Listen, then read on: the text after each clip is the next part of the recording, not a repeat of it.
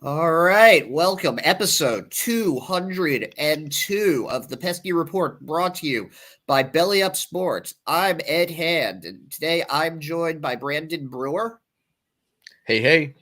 And we've got now. Do you want to go by Andrew or AJ Politi?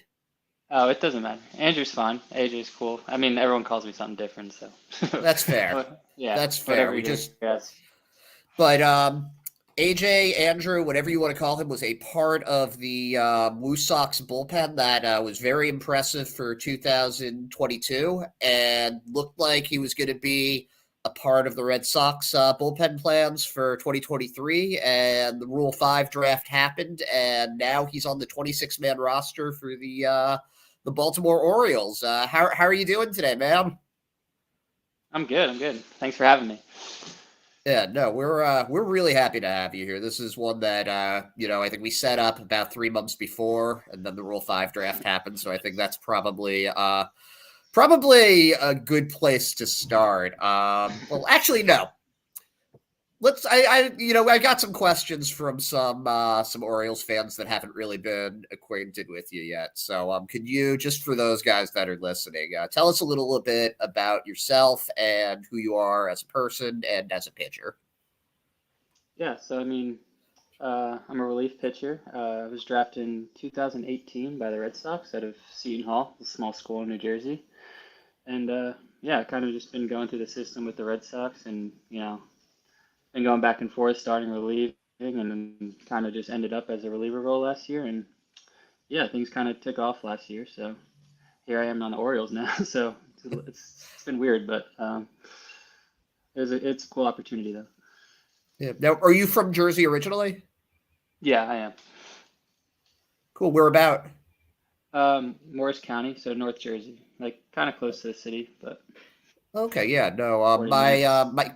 My cousin used to work at Seton Hall, and her husband graduated from there. So I don't hear a lot of people that went there, though. Certainly not baseball players. What division was that? It was Division One. We had some alums like Biggio, Mo Vaughn, Jason Grilly, um, bunch of guys in the minor leagues right now. It was a pretty good baseball school. We played some good competition, so it was good. Were you when you were drafted in 2018? Had you been drafted at all prior to that, like in high school or any of that? No, I was a pretty late bloomer. I wasn't even that good until probably like junior year, so kind of came out of nowhere for me. What changed?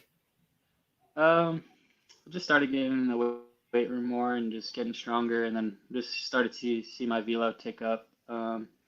Kind of redshirted my freshman year of college, and I think just like rehabbing through that and just getting stronger and throwing more, and came back from that rehab just kind of with an uptick in velo, kind of skyrocketed a little bit. So that was kind of like after that, I was like, oh, maybe I have a chance in pro ball, and then yeah, just kept getting better and better from there, and then it's kind of what changed. So I was a pretty late bloomer. I mean, I didn't have any offers out of high school or anything like that. I actually signed after I graduated high school, so kind of crazy story. That is kind of unique, especially for relief pitchers. You mentioned the workout change, the your weight room regimen. What specific exercises were you doing to be able to increase your velocity? Um, I don't know if it was like anything that changed differently in the weight room. It was more just like taking that year off and just being able to spend more time in the weight room. Um, I think that's just where I got stronger, and I didn't at that time. It wasn't like a huge topic of weightlifting in baseball, so it's kind of just like you start to learn how to move better, and then you're like, oh, this is how you probably throw harder, and then eventually, like I came back from that injury, and I think before the injury, I was probably like 82, 83. I think that was my last report, and then kind of we opened up at Missouri the next year, and I think I just got out to throw, and it was like 93, and I was like, oh, I don't know what really happened here, and everyone was kind of shocked, but kind of just kept taking up from there. But yeah, just and then I kind of just started realizing that I had to dig deeper into like the weight room and throwing more and plyo balls and all that stuff. So That's awesome. I actually did an interview a while back with a guy named Tanner Ryer is his last name. He was a minor league guy for the Reds organization, and he invented a product called the ball bell. And it's essentially a dumbbell with a baseball in the handle of it. And it was really good for pitchers specifically to be able to hold their pitch grips while lifting various weights. And it built like all of the forearm muscles and the elbow muscles and strengthened those ligaments and tendons all throughout. So it was a pretty cool product. If you ever see one of those floating around, it's worth picking up. Yeah, I've never seen that before. Sounds kind of cool though. Now, 2022, you started the season in Portland and then got called up to Worcester. Is that's the correct order, right? Yeah, I was there for 3 weeks, I think. I want to say. Yeah. So that's a pretty quick jump. How did you like Worcester as a city, as a stadium? Oh, I mean, it was amazing. I think, when you spend so much time at the field, it's like the clubhouse and all that stuff means a lot when you're spending, 8 hours a day in the clubhouse and just sitting there all day. So it's like when you have such a nice clubhouse like that and it's just a nice place to go to where you can like work out, hang out, it just makes minor league baseball that much better.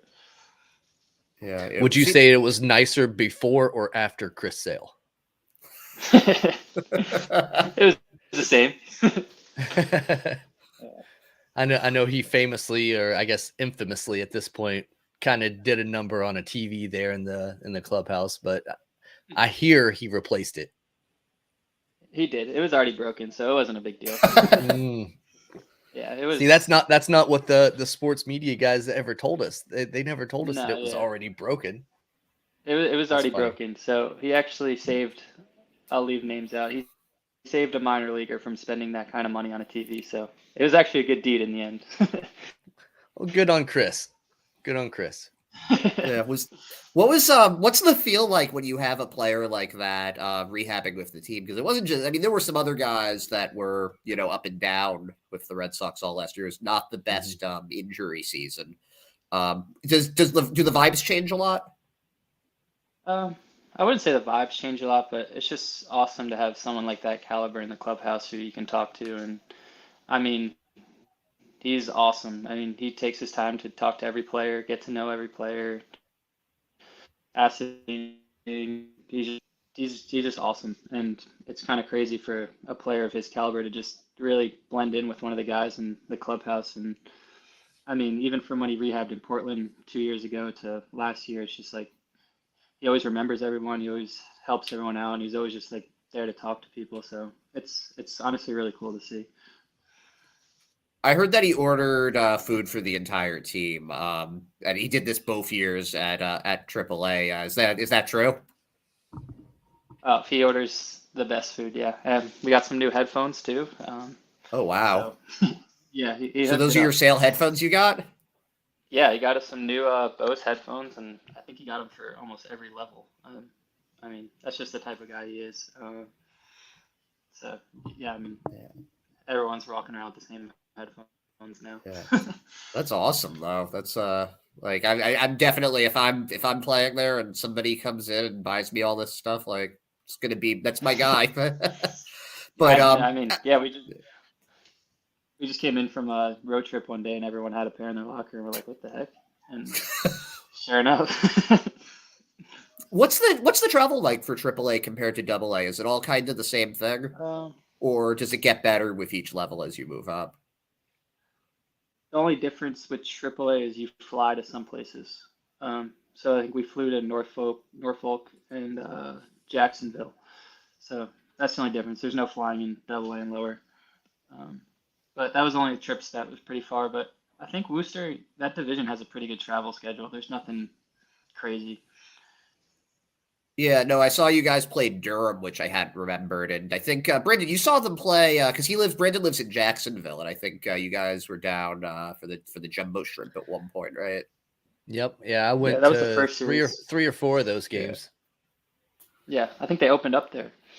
They did. Yeah, opening day was in Jacksonville. That's right. Yeah.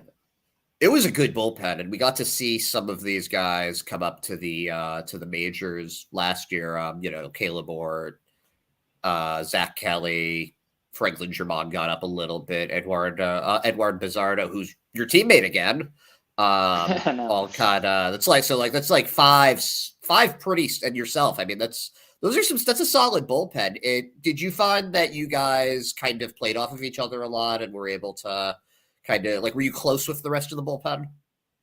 Yeah, I mean, when you spend every minute with these guys in the bullpen just talking, it's like you become pretty close with them. Yeah, it was pretty fun to watch though, just seeing how good everyone was and seeing how much legitimate MLB talent there was in that bullpen. I think, honestly, I think every one of them could have been in the big leagues or probably would have been in the big leagues with any other team. Um, but yeah, it's fun to watch. And I mean, you feed off of it. When you see someone go in, strike out the side, or get out of a big jam, I mean, it changes everything for the guy going in. You just feed off of it. So it was a really competitive year, and just seeing how successful everyone was. And I mean, we had guys in there throwing upper 90s consistently, and you see everyone in the bullpen get so excited when you see guys just like popping high numbers, and you really feed off of it. And then you're like, oh, I'm trying to hit that number now, and then you kind of give people shit when they don't, and it was made it really competitive though. Can you give us a couple of scouting reports, off the top of your head? Doesn't have to be anything too elaborate, but just for a couple guys that we have in mind. Brian Bayo. Just electric. I mean, there's really no other description. I mean, he's just a freak. He can sit 98 with ease and doesn't even look like he's throwing the ball. And I mean, he's got movement on every single pitch, and I mean, he's going to be so good for years to come. I think people in like the big leagues haven't even realized what he can do yet, honestly. From what I've And seen now he's working with Pedro. Yeah, I mean, from the first time I saw him in the system when he was a shy, quiet kid to who he is now, it's just blows my mind on the progress he's made and the work he's put in. And it's kind of crazy to watch. I mean, he's the type of kid that I've been through the system with, so it's pretty cool to see that. Yeah, on the other end of the spectrum, you've got a couple of guys like Caleb Ward and Zach Kelly, who came from another organization, a little bit older, but have really, it seems like, managed to really harness their stuff to the best of their potential. How would you scout them for people? I mean, Kelly's tough. When you have a changeup like that, I mean, I don't know how hitters will ever hit that, honestly. And it just makes it that much harder when he has, an electric fastball to go along with it. And then he developed that cutter, last year. And I just think, when you're throwing upper 90s and you have a slow changeup that moves that much, it makes it very difficult for hitters. And I've seen some ugly swings on that changeup, and it's just nasty. And I think it helped a lot more just to play off of that and show lefties a different look and righties a different look. And then Ort, on the other hand, is just a straight power pitcher. I mean, I remember watching that game where he was just throwing 101 in the game, and I was like, where did this come from? And he's just, I mean, he's just a straight power pitcher, and he just attacks the zone. And those two guys were fun to watch in the back of the bullpen before they left. Yeah, I got to go behind, like, I got a press pass for one WooSox game this year, and I just remember being shocked at how big those two are. Like, both Zach and Lord are like, they're gigantic. They look like football players that just happen to be able to throw baseballs really hard. Or is huge. He's a big boy. Yeah. Now I've got one other guy that I want a scouting report for. Last year, had with the WooSox had a 2.41 ERA over 56 innings, 63 strikeouts, and that's actually you, AJ Politi. So what's your scouting report? How would you describe yourself? I think what my scouting report would be more just the pitch mix. I mean, if you look across the board, I mean, I threw all three of my pitches almost in the same percentage, which, made it unpredictable for hitters. And I was throwing curveballs in 3-0 counts. I was throwing cutters in 3-0 counts. I think it just made it difficult. Like I think I just had the hitters guessing all year. It's just, they never knew what was coming, first pitch, last pitch, behind the count. And I was able to throw all three pitches for a strike. And I mean, nothing that was like too crazy. I mean, it was just being able to throw strikes and throwing all three of my pitches for a strike. Which of your three pitches, maybe not, you know what, which one's your favorite to throw? Like if you needed to strike a guy out and everything was equal, which one would you want to throw the most? Probably my cutter slider, which I leaned on a lot this season. I threw that probably majority of the time all year in any count. So that was probably my favorite pitch and probably had the most success out of all three pitches last year. Yeah, so again, you had a very good season for the WooSox. Looked like there was a good shot at getting called up, and like you said, it was just it seemed like you were almost the odd man out. But there are some benefits to that because you ended up getting selected in the Rule 5 draft, and as Red Sox fans, it sucks for us, but super happy for you. It's you get to go straight to the majors. You'll be part of that bullpen there. Take us through that day? Did you think that this was going to happen when you weren't handed to the 40-man? I had a pretty good idea that it was going to happen, but I think you never really know just because you don't know how many teams are going to pass, which teams are going to pass. You have teams saying like, "Oh, you're on our list, but we probably might not even take a pick." So then you're just like, "Oh, I mean, this doesn't really mean anything to me." So, and then you just see like year after year, it's like, "Oh, 10 guys were picked this year, 15 guys were picked." I mean, out of how many guys that had really good years last year? So I think just like that day, it's just like, you're just like, "Oh, I think I'm on people's radars," but it's like, it's still kind of a long shot. So, I was kind of shocked when I got picked, especially by the Orioles. I mean, that was I wasn't really a team that I was really thought I was going to go to. I mean, I had a few teams that I knew were interested, and then I saw them pick, and I was like, "Oh, well, I guess it's not happening this year." And then kind of just got a call like 5 minutes later, just like kind of shocked. Yeah, is your family still in New Jersey? Yeah, I'm out in San Diego though. They're still in New Jersey. I moved to San Diego for the off season though. Oh, gotcha. But that's still like a lot closer for New Jersey. Your family doesn't have to. Baltimore's not that Oh, far out from there, so they've got to be pretty yeah, no, happy it's about nice. that. It's nice. It's only 3 hours, like 3 hours away, so it'll be good. They'll get to go, and it's definitely a good location. I've never gotten to go to Camden Yards, but I've heard amazing things about it. So I'm pretty pumped, and they opened up with the Red Sox, so it's a little bonus. Yeah, I've gotten quite a few messages from people just being like, "He's going to come back to haunt us, isn't he?" And Which, that's actually one of the questions that I was going to say is, with you staying in the American League East, do you think you'll have any kind of competitive advantage going against guys like a Tristan Casas, who you've played with in the minors and you've cheered for several home runs? Now you're going to be trying to prevent that from happening. How do you feel about going up against some of these guys that I'm sure you consider friends? Oh yeah, I mean, I think it's just gonna make it that much more fun. I think getting to open up at Fenway is like a place that I've dreamed about pitching at for my entire life. So I think that'll be cool. And then just looking in the other dugout and just knowing kind of 80% of the players over there, and I think it's just gonna make it that much more competitive, and I think it'll just make it more fun. And I think when you kind of get Rule 5 to another team and you play the team that didn't protect you, you kind of have a chip on your shoulder. You kind of want Absolutely. to go out there and compete, and you just want to prove to them that they made the wrong choice. And I think that's what I'm planning on doing, and we'll see how it goes. did you grow up? What team did you grow up a fan of? The Mets. You were Met. Oh man, are you still a Yeah. Mets fan now?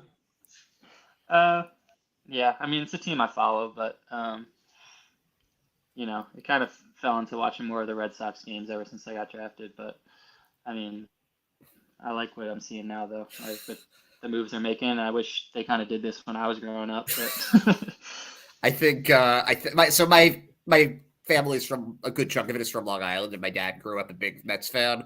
And he said every time Steve Cohen does something, he's like, "Oh yeah, that's if I had unlimited money and had a team, this is what I would be doing right now." no, it's awesome. Yeah, I wish when I was growing up, I didn't have to deal with all the losing Mets teams I had to watch all the time. But Who was your favorite player growing It's up? cool. I really liked Verlander, Pedro, um, Billy Wagner, um, David Wright, just a lot of the Mets players. Yeah, That's, that been I was a huge, Verlander. yeah, Verlander was always like my favorite player growing up in the pitching world, and then Jacob DeGrom kind of came along in the Mets and kind of started watching him, and the early Matt Harvey is kind of someone who I loved watching before all that stuff happened. But Hmm. yeah, Verlander's always at the top of my list when it comes to pitching. Who are you most excited to get to play with on the Orioles? Oh man, that's a good question. I haven't really thought of that yet, but I've heard nothing but great things going to Adley, and I heard he's a stud. So um, that's kind of the first thing the pitching coach told me. He's like, "Oh, you're gonna love throwing to Adley." So I was like, "Oh, that's gonna be fun." It's always good having a good catcher who knows the game really well and who's just solid behind the plate. How was throwing to Connor Wong for you? Awesome. He's a stud. Um, and it was a little different for me at first, just because kind of going through the system, I've always kind of thrown to the same catchers like Eli and Cottom, and kind of when I got to AAA, it was kind of like the first time I've thrown to him. So um, we kind of got on the same page pretty quickly, and he's a really smart kid. So he kind of learned how I threw, and we kind of got on the same page not too long after. And I love throwing to him. I think he's really good behind the plate, and he's a really good hitter, like you guys saw at the end, where he was hitting home run every at bat, which was kind of crazy. Oh my God, yeah, that he went on such a tear in August. Like, and then I mean, I remember he homered pretty quickly in the majors, but it was just the one, and it was like you gotta think he's just like, oh man, I could have just saved a few of these for September. I mean, yeah, watching two catchers like that go back to back and just having the hitting pair that they were on with Ronaldo and Wong, it was just so impressive every game. Just it was crazy.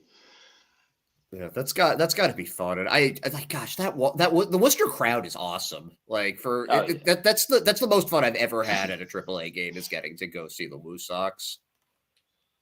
I mean, it made playing baseball so much more fun again. Just kind of going from, I loved playing in Portland, but just kind of the environment change where it's like you get there and you're like, wow, I feel like I'm playing professional baseball again. And it was kind of just crazy. Just like all the media that was going on and the scoreboard and the fans, and it gave it such that big league feel to it, and I think it just made it playing so much fun. Uh, do you have any like memory that stands out when you think of 2022 with the Red Sox with the WooSox for you? Uh, I mean, probably the no hitter is probably the most memorable. Um, That but was pretty cool. Now, did you throw in that game? yeah, I threw 2 innings after Waka. So Now, I threw in a yeah, sugar. did you know it was a no hitter when you came into it, or was it like a little too early for that for anybody to really be thinking about it? No, I literally didn't know until the last out was made, to be honest with you. Like literally the last out, I was inside, and Chris Murphy just kept telling me to go outside, and I was just like, why? Like I'm not going outside. Like I don't want to go outside. I kind of pitched like shit, and I was like, dude, I'm gonna stay inside. Because usually when you pitch, you just go inside, you do your arm carry and your stuff.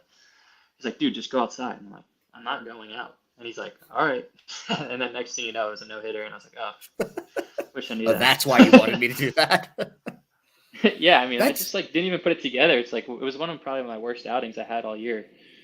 I mean, in hindsight, but um, yeah, I was just kind of pissed off how I pitched, and didn't even realize I didn't even give up a hit. I think because we had Eli Marrero on a few weeks back, and he was talking about catching a couple of no hitters because he did Bayos in but it was like a 7 inning one, and then there was another one that he caught that was like another like full team effort no hitter, and it seemed like he didn't really notice for that. He didn't really notice for the combined one. Do you think that the combined ones are a little less impressive than when it's just one guy going 9 innings? uh, Definitely going 9 innings is way more impressive, just because the pitcher has to last 9 innings. But I think it's just a great accomplishment either way, but definitely the 9 innings is way, way more accomplishing than the team effort. Yeah, and I'm glad you touched on that because I was going to make the same comment that it seems like a lot of guys that we talk to, they don't really pay attention to the little things like, oh yeah, we have a no hitter going or whatever. Whereas the fans, like from like the third inning on, it's like, dude, he's perfect through 3. Yeah, It's I like remember. we're already tracking it, you know? I remember even watching Bayo in Portland, and I was like, why is Bayo going out for the last inning? Like, usually, like we throw a reliever in the last inning, close the game out, Hmm. and everyone's like, he should really finish this game. I'm like, why does he need to finish this game? Like, let's just throw a closer in there. And they're like, he should finish this game. I'm like, all right, whatever you guys say. And then next thing you know, a no hitter happens, and I'm just like, all right, I Oh, don't know. that's why. I don't know. I guess you just kind of like you just get lost just watching the game. You don't even like look at the scoreboards or kind of like the hits or anything like that. And I don't know. I guess it just doesn't really happen that much, so you just don't even kind of put it together. I don't know. It was just weird for me. Well, that and you're so focused on making sure that you're ready if your number gets called. So you're not really Yeah, paying attention to the scoreboards or whatever. You're yeah, just focused on doing what you got to do. yeah. You kind of just glimpse at the scoreboard, see the score, and then kind of turn your head back. But it's never like, oh, they have 5 hits, we Hmm. have. I don't know. You just never really Right, right. look at that too much. Yeah, no one's ever super invested in the hit count. Also, it's kind of like maybe the score, but no one's like, "Oh man, we've only got 4 hits today. They've got 9." Yeah. Um, we had Eli. There was another thing that came up with Eli that I'm kind of curious about because he sort of underplayed this, but then we had Brandon Walter on a couple weeks later, and he mentioned it. What's the deal with his martial arts training? Because he really underplayed it, but then Brandon Walter was like, no, like I like him if we get into a fight because he can protect me. I do not know about his martial arts, but if I were to fight someone, it definitely wouldn't be Eli. I know that. Have you ever been in a like a baseball fight, like where they charge the mound? Um, Not where I was on the mound. I mean, being a reliever, you kind of get to the fight so late that you're never really a part of it. By the Are time you the reliever ever makes it to the mound, it's just over. are you like eyeing the relievers on the other team, being like, "Are you my opponent?" Like, No. It's were just you that? usually Were you in Worcester for the Tyreek Reed one this year, or were you still with Portland? it was in Portland, right? Yeah. Yeah. Yeah, I was there. That was that just like a misunderstanding? Was there something that actually because it was kind of hard to tell with the context. It just seemed like their pitcher was yelling at him and he kind of got sick of it. Yeah. I think the pitcher was kind of enticing it, and I don't know why, because Tyreek Reed is the biggest kid in Yeah. minor league baseball. So I was very confused on that, and I think he kind of learned that it was a bad idea. What have you been working on this offseason? What are you trying to improve the most heading into 2023? Um, just nothing along the lines of more improving, just kind of being able to repeat what I did last year with stuff wise and being able to repeat the same shapes and get better fastball quality, more consistent fastball quality. Just getting stronger and trying to maintain the velo that I have, and that's really it. Just can I repeat what I did last year with the slider, the curveball? Um, can I get my four seam to be more consistent? And I think that was the biggest thing last year is just consistency in the fastball. Um, Not in terms of velo, but in kind of the shape of it. So it's like, can I repeat that shape? And I think that's just the biggest thing is just four seam quality. Yeah, I mean, is a lot of that just muscle memory and trying to kind of get into the right groove, or like how do you reinforce that? Uh, a lot of mechanics, just how your hand, how your like hands oriented through the ball, and just how you can backspin the ball more. It's more of just feel. A little mechanical changes, grips, changing their four seam grip, and just changing your finger pressure and stuff like that, just to get true backspin. Um, yeah, it's tough to kind of recreate that same shape every pitch. Have you spoken with like the Orioles coaching about what they want you to work on or how they see you being utilized during the season? Yeah, I mean, I've talked to the pitching coach, Chris Holt, probably 3 times now. Just going over my data from last year and just how to utilize what I did last year and just kind of seeing what I did last year and how I can use it in the big leagues and where my pitches play the best and kind of just stuff like that. Just when I go into a relief role, which where a majority, well, I'll probably end up. But it's yeah, just how to utilize my shapes and how to get big league hitters out, not just AAA hitters like last year, but where to throw my cutter, where to throw my fastball, where to throw my curveball, what counts to use them in. Um, is the ultimate goal is not to get AAA hitters out, it's to get hitters out in the AL East, which is probably a lot harder. So Yeah, maybe a little bit. But when you say you'll probably be utilized out of the pen, has there been any talks about you being used as a starter or a swingman?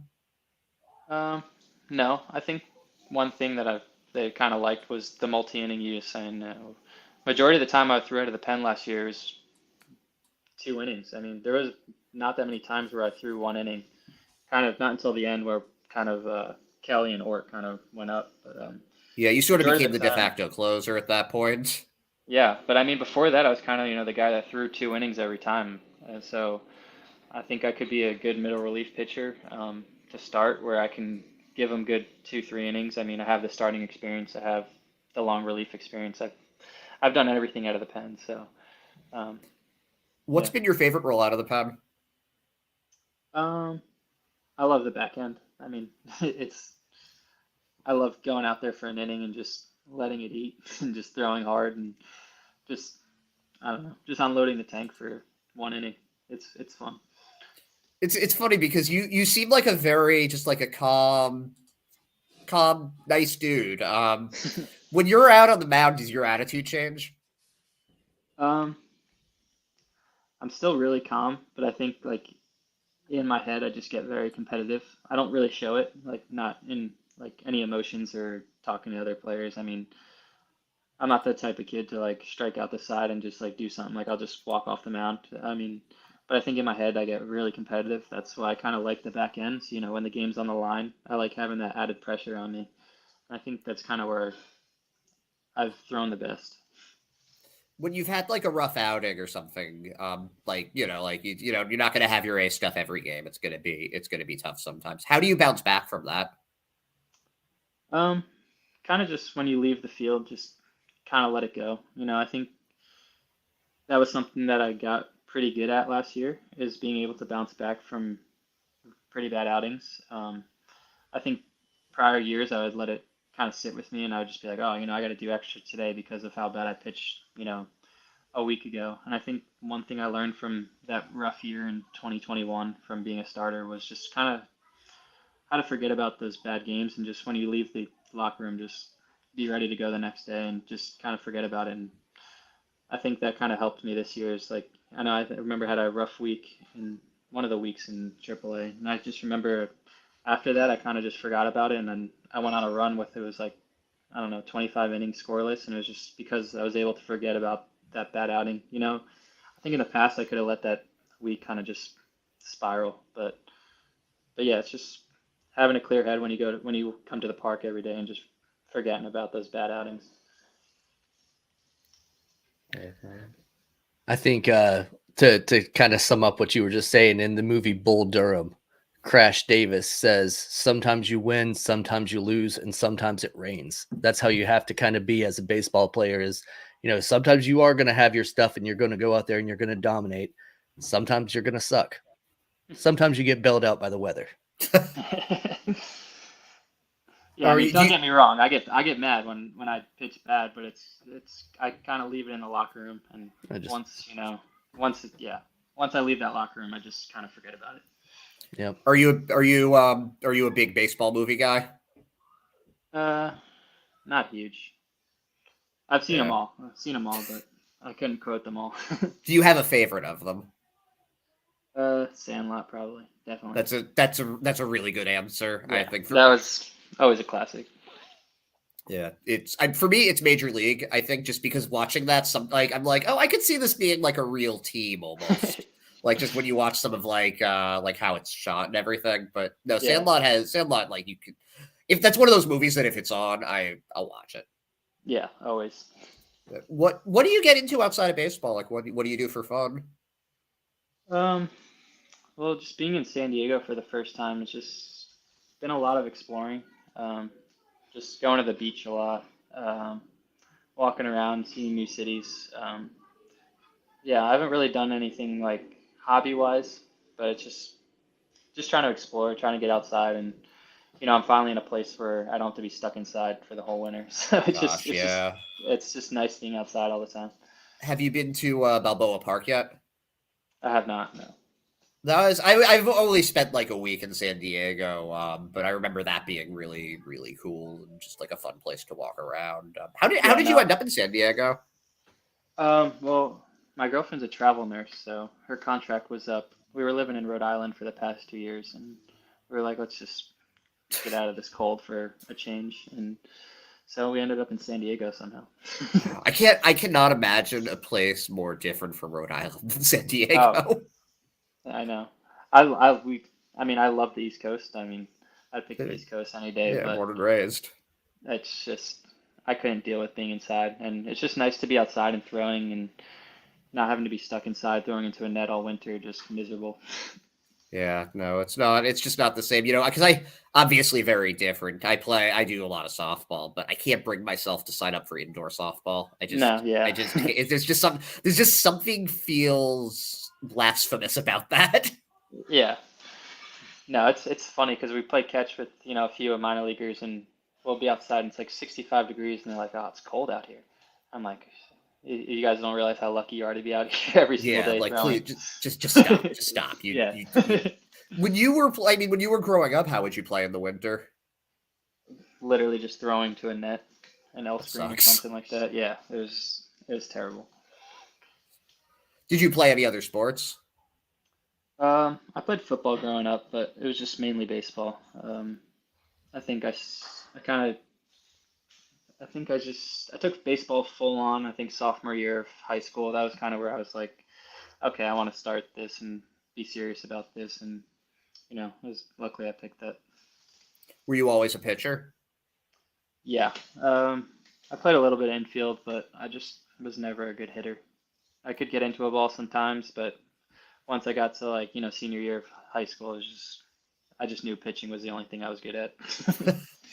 I was gonna ask if you were kind of bummed that pitchers don't hit anymore at least in the National League, but I guess not. I guess No, that's I'm all right. Yeah, I'll be all Oh yeah. man.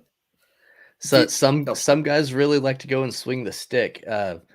You mentioned Justin Verlander earlier. When he played for the Detroit Tigers, they went on the road to San Diego. I used to live in San Diego also, and they were playing against the Padres. I was at the game where he got his first and second career based hits. He went 2 for 3 that game, so he had a pretty good outing. Yeah, I know. I mean, the way I see pitchers throwing these days, it's fine if I never have to swing a bat again. like, would you just kind of go up there, almost like that John Kruk video where like Randy Johnson threw? Would that be you? Just kind of No, be like, you know what, just go. I'd go up there hacking, but I probably wouldn't make contact. If you did though, how cool would Yeah, I that be? know. You had one of those Bartolo Colon moments. Oh yeah, I remember I used to watch Dontrelle Willis hit home runs all the time. He was a good hitter though, I Willis. know. That's why I used to love Dontrelle Willis growing up, just because he used to hit home runs. Would you like imitate any of the other pitchers' windups? Because I remember Willis having kind of a weird windup and trying to do that during like wiffle ball games, or like Bronson Arroyo had his big leg kick. Did you Uh, ever do any of those? I was a huge fan of Dontrelle Willis for a while, and I used to try to do that leg kick, but it just didn't grow with me. Is it kind of like if you got the chance to meet him, would you be like how did you do that? How did that Oh yeah, work? I literally don't know how it works. I remember he was one guy that I can vividly remember though trying to emulate on the mound, and it was just impossible. But I would still do it just to look cool. Did you ever get Absolutely. to see him pitch live? No, not I haven't. What do you remember the first game that you ever went to? Um, Probably I went to a lot. I mean, I went to a lot of Yankees and Mets games growing up, but mostly Shea Stadium. Um, I don't remember how old I was though the first game. I don't remember when I went to Shea. I remember making it to CD and really liking it, but I feel like it's just different when it's like a new stadium, and like sometimes I wish that Fenway would get a like a remodeling for people that weren't born in like 1912. We're a lot bigger now. The seats aren't very comfortable. There's sometimes Yeah, holes in front of you. But the living museum thing is cool, and just kind of like you come back and it's always the same. It's pretty nice. I mean, are there any games that you remember attending that were like that, like just were very memorable? Because for me, I was at the game that when David Ortiz retired. I remember that being like his last playoff game. That was the first playoff game I ever went to, and I remember that being a pretty big deal. But did you ever growing up go to anything like uh, that? nothing memorable. I think the best memory of going to a game though was probably Fenway Park, and the game wasn't special, but I just remember that feeling of being in Fenway Park for the first time was just kind of different than going to any Mets or Yankees games that I had when I was growing up. It was just you could just feel like how historic it was and just like the fans, and it was just a different feel than any other game I went to. Now, were you part of the Red Sox organization at the time when you went to that game, or was that before you were drafted? It was probably a year before I got drafted. Okay. Yeah. That's Did you are your parents like into baseball? They Like when are you were now. growing up, were they encouraging you? um, they they were just were more encouraging of me playing, not like encourage. They were just more encouraging of me playing sports, whatever I kind of liked. I mean, they weren't huge sports people. I mean, they watch a lot of sports, but um, they were just kind of just like, hey, whatever you want to play, just we'll drive you there, and if you want to be good at it, then you got to work at it, and it's kind of like that. They were never like they never pushed any certain sport on me or anything like that. Yeah, Did it you was have just any kind of siblings you were something. playing with? No, I only have two older sisters, so it's kind of just me. They weren't like pitches batting practice, Andrew. No, it was just me. I used to have my dad catching bullpens in the backyard, just throwing them at his shins. What did you study in college when you were there? Like if you weren't a baseball player, what do you think you'd be doing now?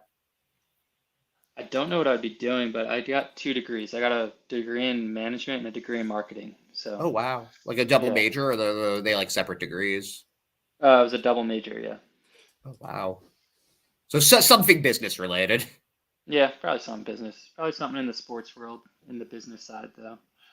Um, yeah, I probably wouldn't. I'm not more in the coaching side of sports. I kind of would like to be on the business side of sports. What's been your impression of the Orioles organization since joining it? Um, I think that just the impression I'm getting is just how smart they are in their analytics right now and how much they've progressed and how much they dive into analytics and their pitching lab and their player development. And I mean, they have a lot of young, really, really good baseball players on their team. But I've heard nothing but good things about the pitching side and just how they've been developing pitchers.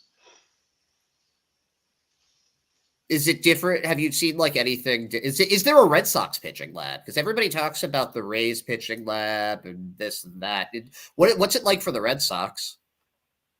Um, I know they have some. They have like a little pitching lab in Fort Myers, but supposedly, I mean, I'm actually going out in 2 weeks to Baltimore for.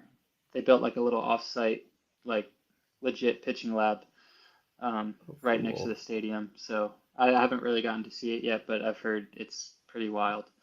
So yeah, I'll be out there in like January 14th to be throwing bullpens out there.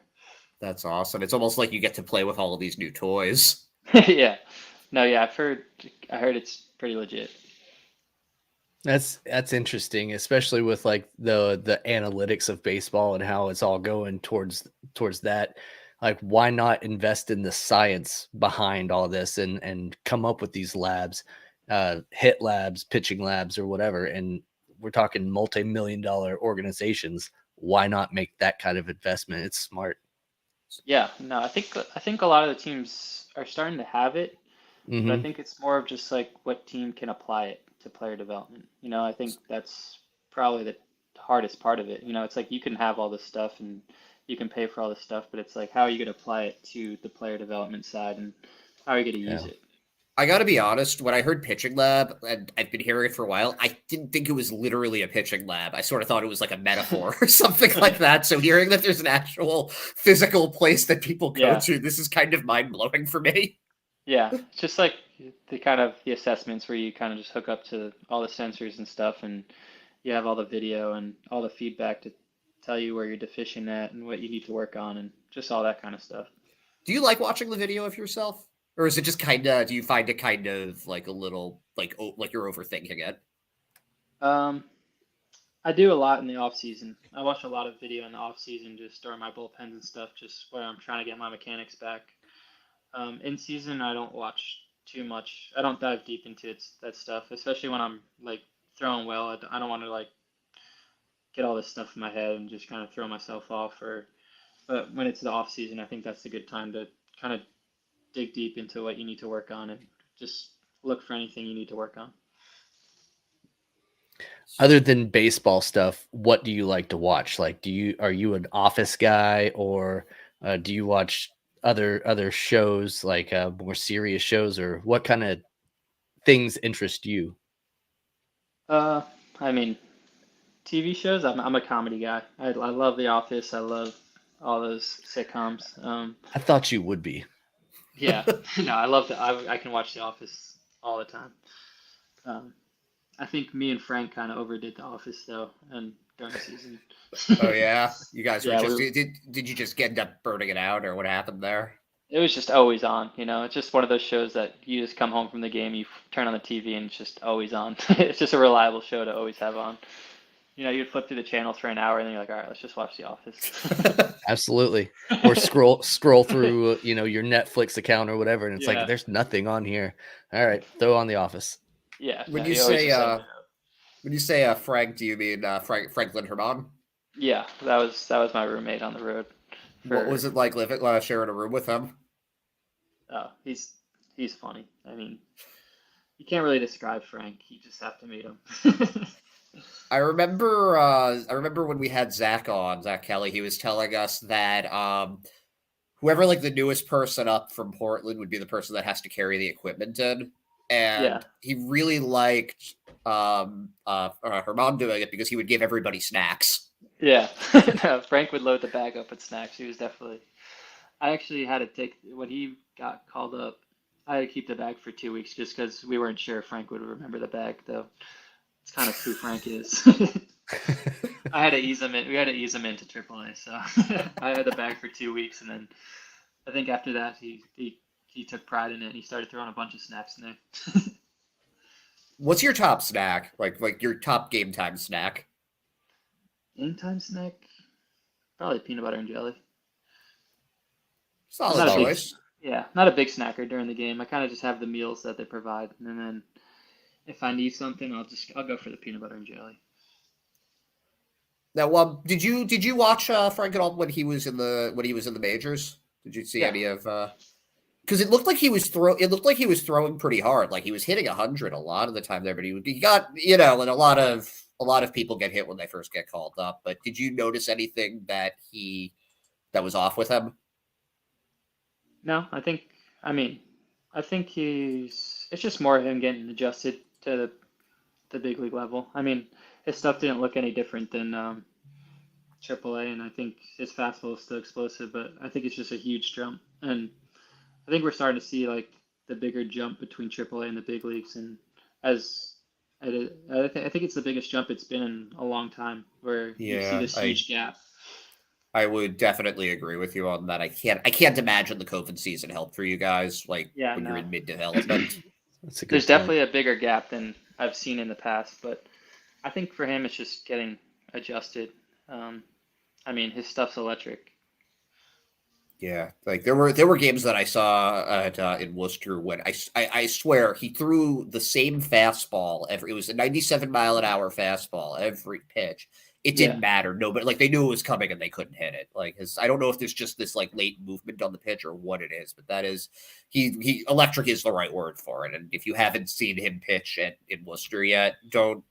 That's a kid who's going to be a good pitcher. Like at some point. I think that's like what you're saying is kind of the big jump is, you have a kid with such an electric fastball, you can go to AAA and just blow 3 fastballs by everyone.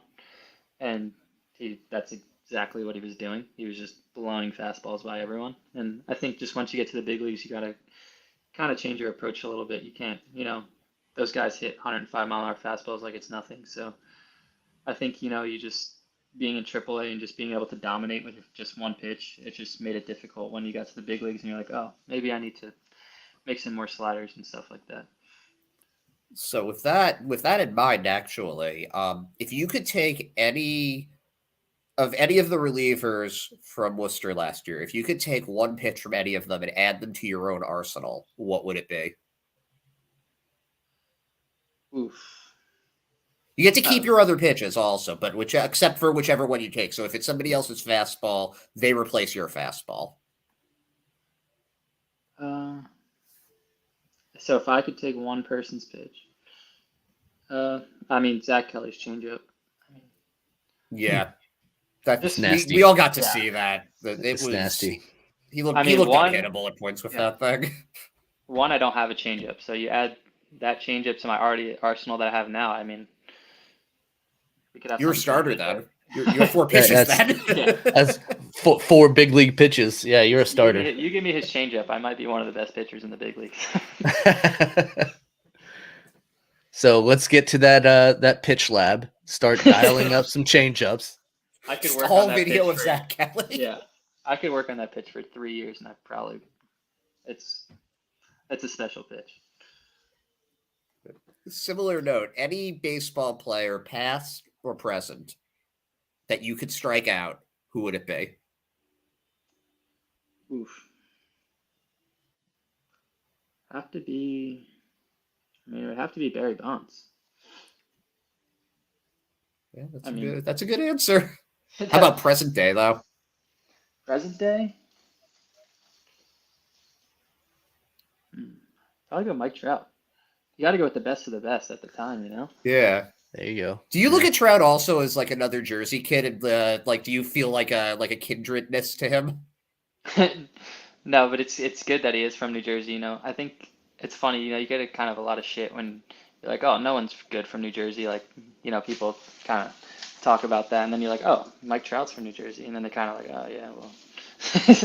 Yeah, so it's kind of good. It's good to have him on our side, If like the World Baseball Classic became like a state tournament, you guys would have a rigger there.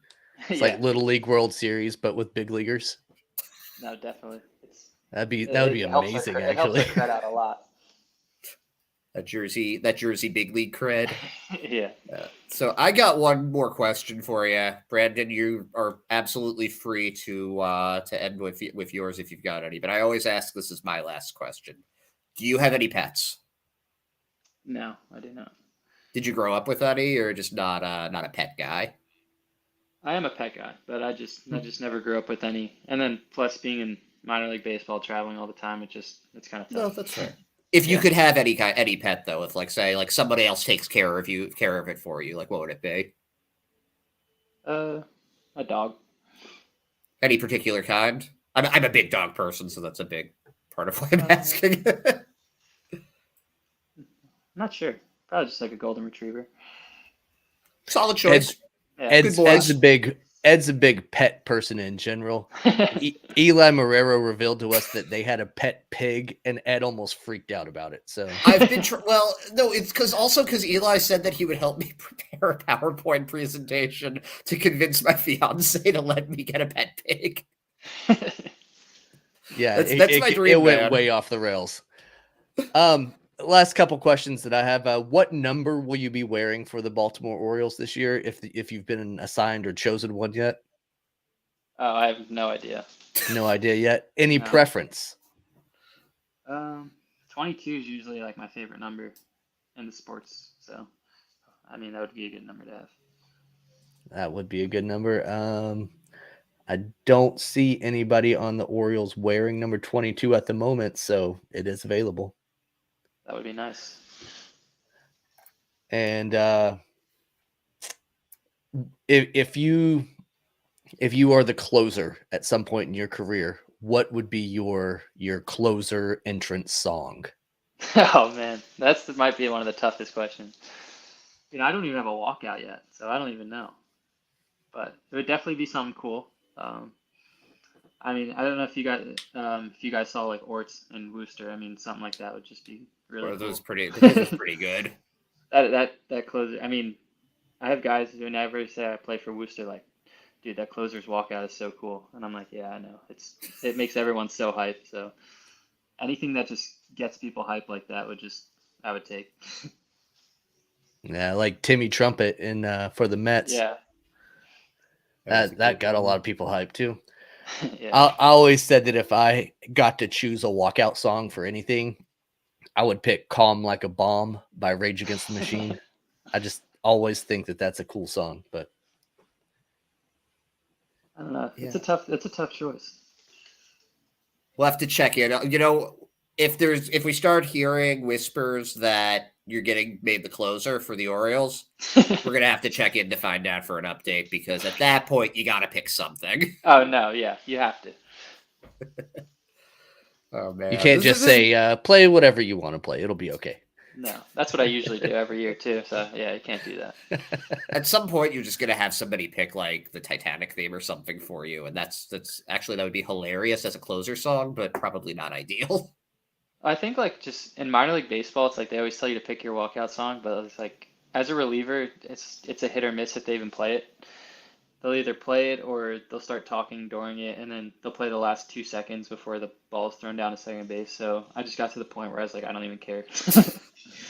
Yeah, because I guess they've got like the between inning entertainment too. So if you're coming in midway, it's going to be like, well, I can't interrupt the sumo wrestle fight. So yeah, as a reliever, it's just you don't even know if you're going to get it.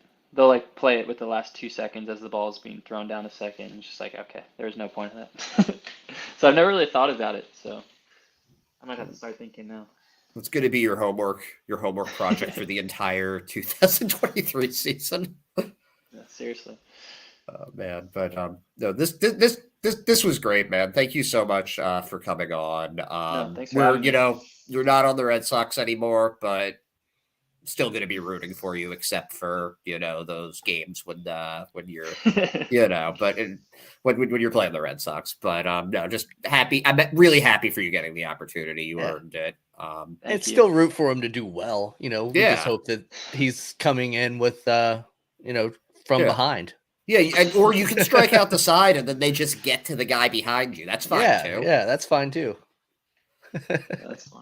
But where can people follow you on social media if they're interested?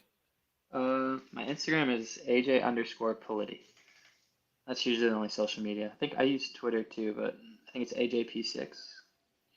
Something like that. Politi6.